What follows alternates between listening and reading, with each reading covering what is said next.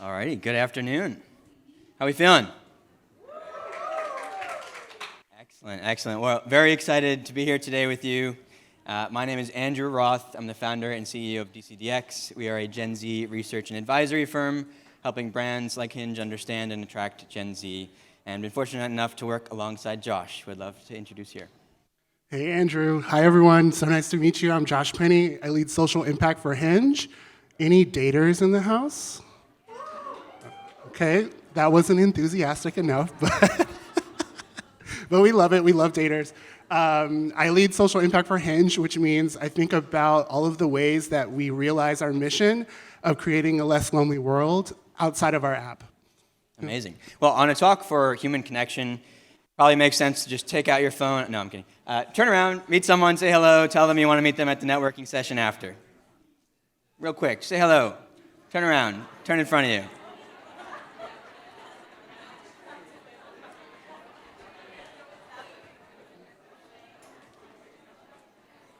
All righty.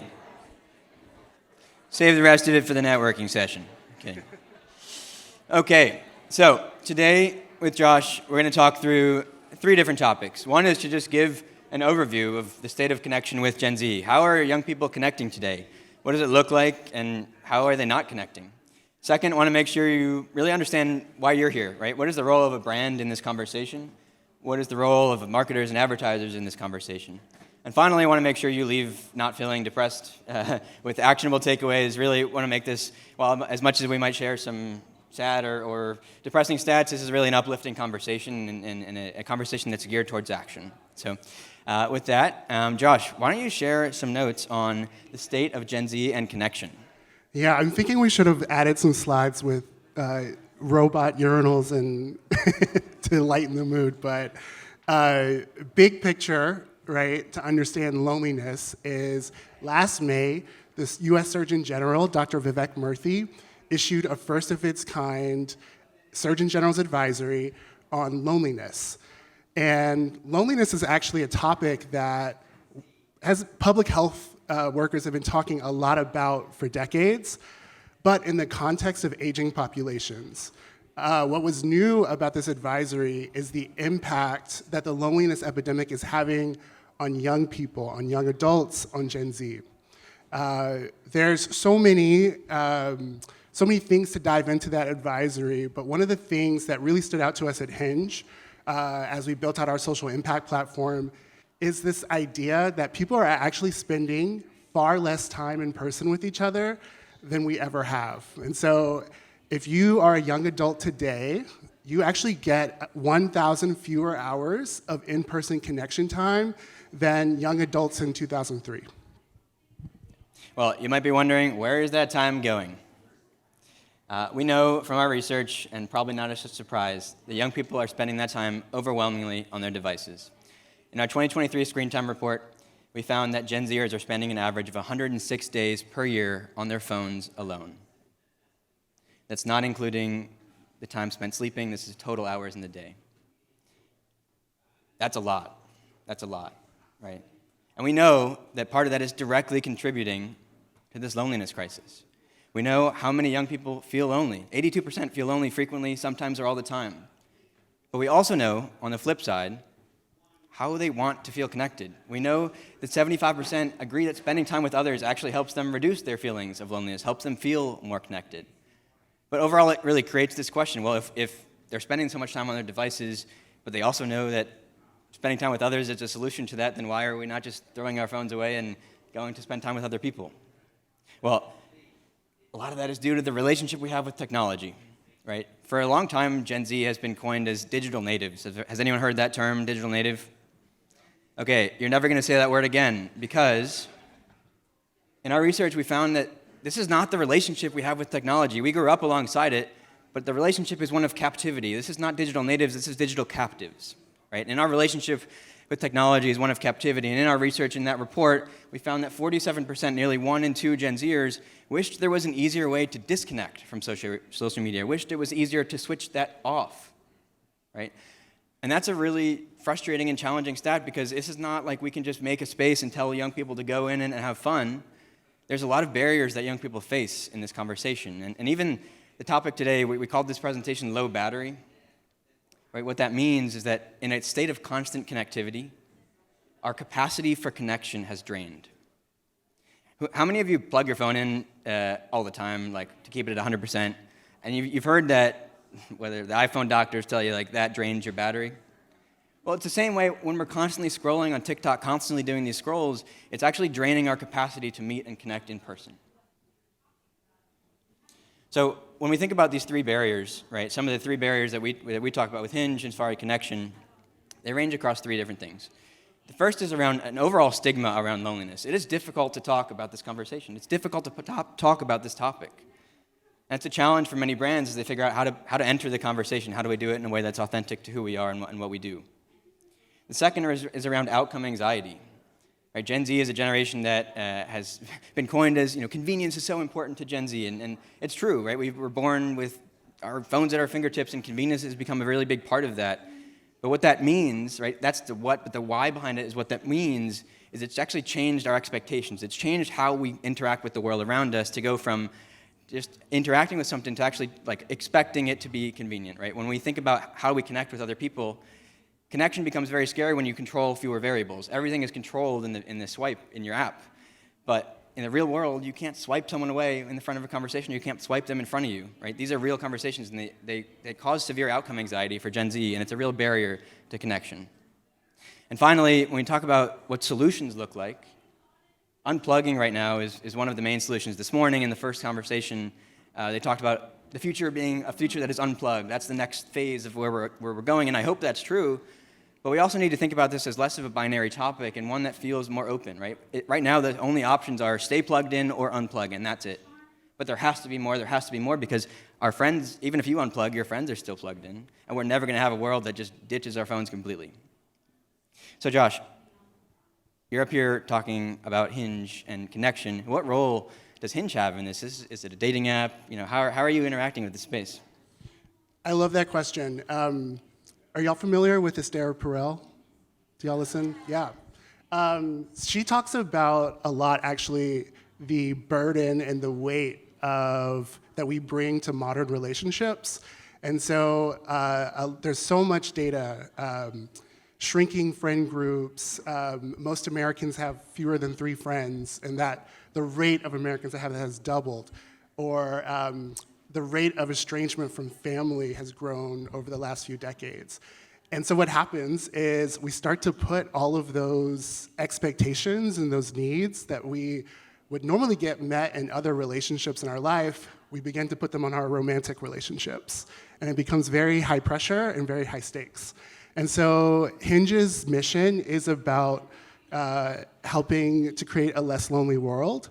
And we don't think that romantic relationships are the primary vehicle for that. We think that they can be a part of a network of support that you have, but it's really important to have strong relationships with friends, family, coworkers, even loose relationships with acquaintances that maybe you just see once or twice a month, or your neighbors. All of that's important, and that's why we created One More Hour, which is our platform all about helping and supporting Gen Z in growing more in-person connection time and adding that to their daily routines. It's amazing. Yeah. For One More Hour, the way that we kick that off actually is a great example of how to do this in the real world, which is we launched $1 million fund to support social groups and clubs. So think about a women's DJing collective out in Brooklyn or a surf group off in Long Island, right? Those are the moments that create connection. They're activity-based. They are low pressure. People have to show up. They don't show up with the expectation that they'll make a friend, but oftentimes they do. And so we kicked that off in January and are funding about a dozen groups through that effort. Incredible. Andrew, I'm curious to hear from you, though, how other brands can play a role. I'm curious about your high-level takeaways there. Yeah. So when we think about the role of brands in the conversation, there is a role for every single brand in this conversation with this topic.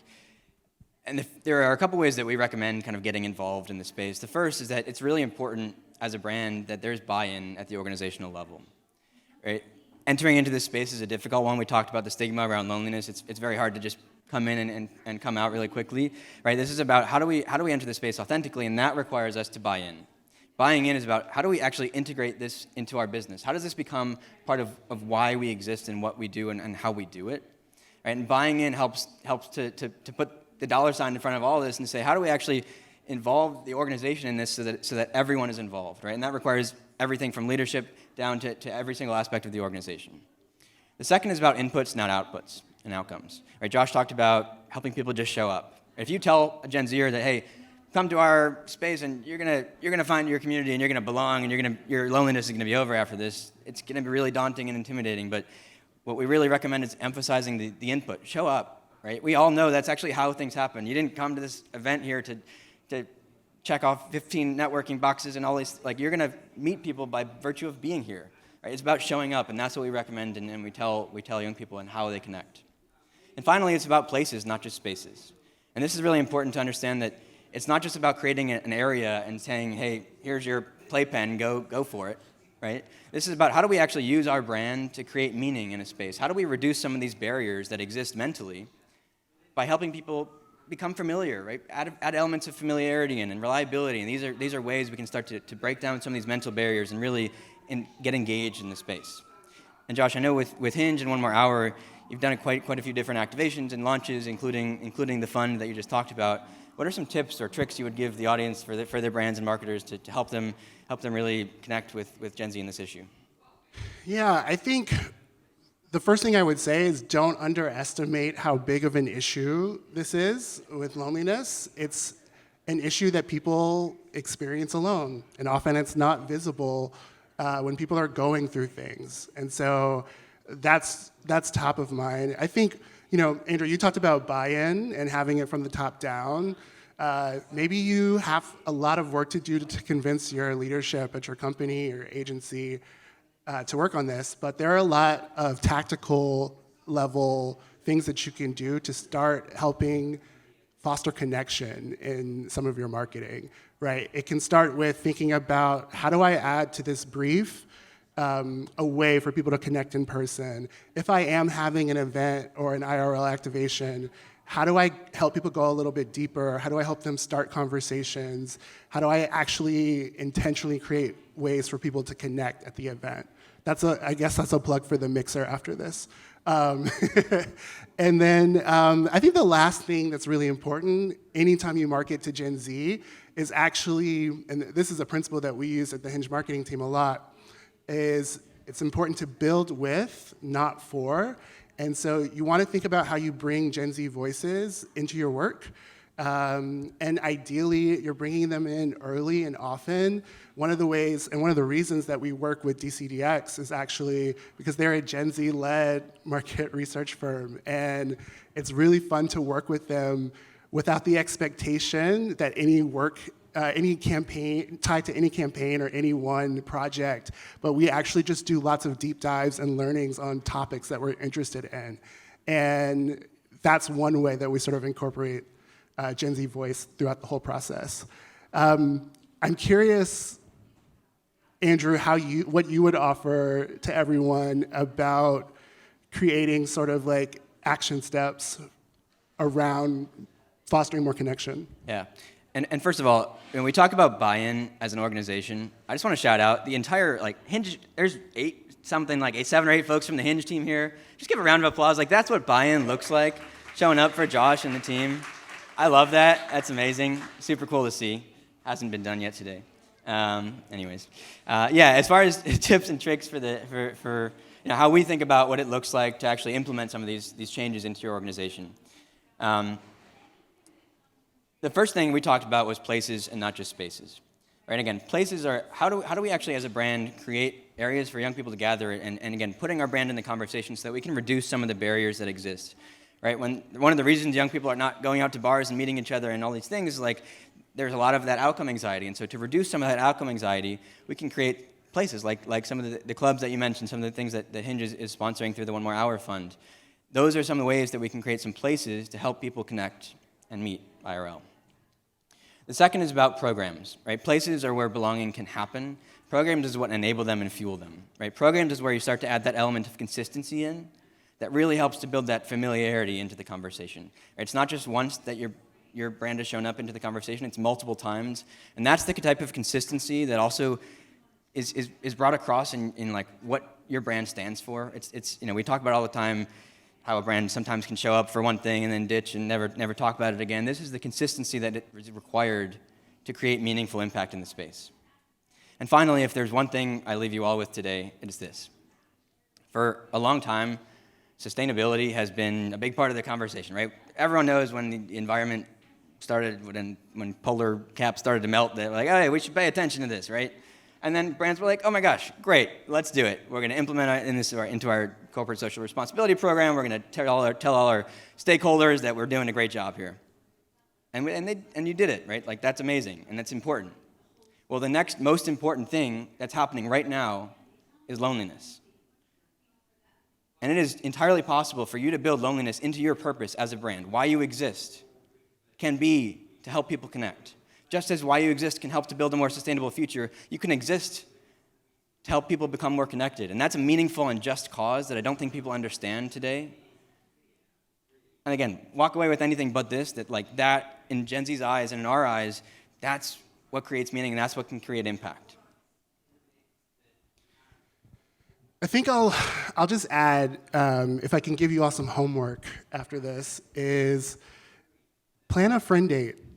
Call up a friend, text a friend that you haven't talked to in a while, and make plans to hang out.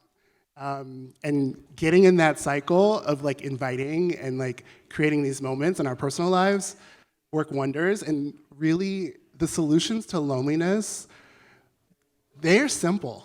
And we're all well equipped to do it today. We don't have to wait for a savior to come and to eradicate this issue. We all have the tools, the ability to foster connection with people in our daily lives. Yeah, amazing. And last thing, before we open up some Q&A, we've talked a lot about solutions for loneliness and unplugging, and the dcdx team, also, again, last October, we released a report called Digital Natives to Digital Captives, How the Internet Changed Gen Z. It got a lot of great attention, so we were like, hey, let's do a little more investigation into this.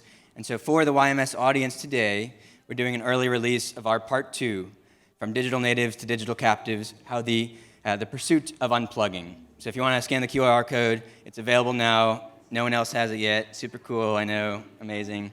I don't even think you've seen it yet. I haven't. Okay, there you go. There you go. I'm going to download it right now. We sent it to you. But yeah. Anyways, thank you for the time. Really appreciate it. Open to questions and discussion.